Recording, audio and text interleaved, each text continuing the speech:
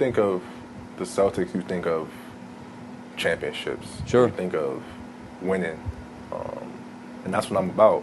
I'm about competing for championships and winning. You know, that's something I haven't been able to do throughout the early years of my career. I just felt like Boston was the best fit for me to, you know, try and accomplish those kind of goals. Jimmy Butler sign and trade. You had that one as well. He goes to Miami. So what all was involved in making those pieces fit?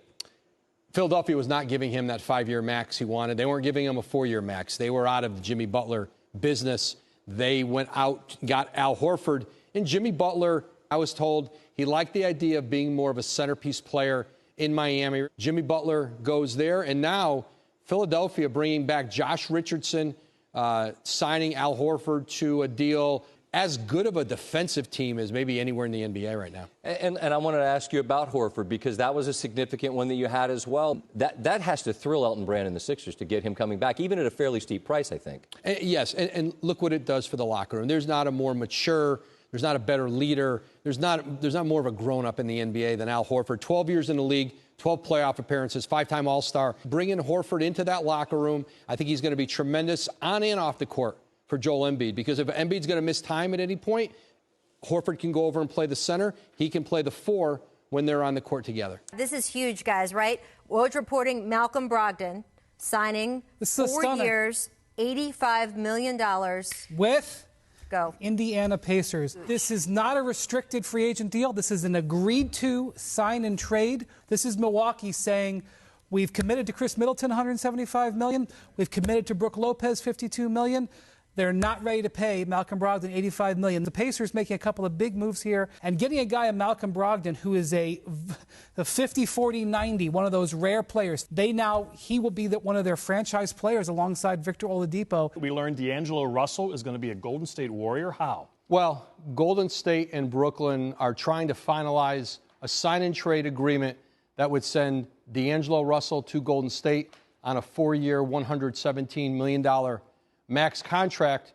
For that to happen, Golden State's got to clear more salary to make that work. Andre Iguodala is a player who could be on the move here. Wow, we're not sure yet where he might be going. No. Okay, so again, D'Angelo Russell looks like he'll be a Warrior. The Pistons prioritized trying to get, somebody to put the ball in the basket.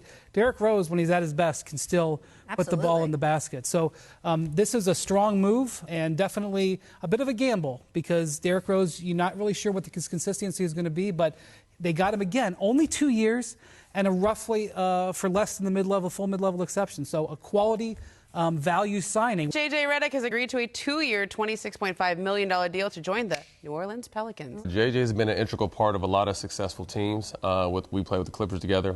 He was a big part of Philly's run. Philly was arguably 4 bounces away from the finals, and who knows what happens to winning the finals. But he's a solid veteran presence, along with, his sniper shooting, career-high 18 points a game in his 12th year. So, very excited for him. I think it's a great pickup. And, shout out David Griffin. He's done a great job since he stepped into that role over there with the Pelicans. Free agents don't go to Utah. Yeah. They just landed. This is one of their biggest free agent signings in the history of their organization. And Bojan Bogdanovic, who plays at both ends. And I know that it's not going to lead any newscast tomorrow.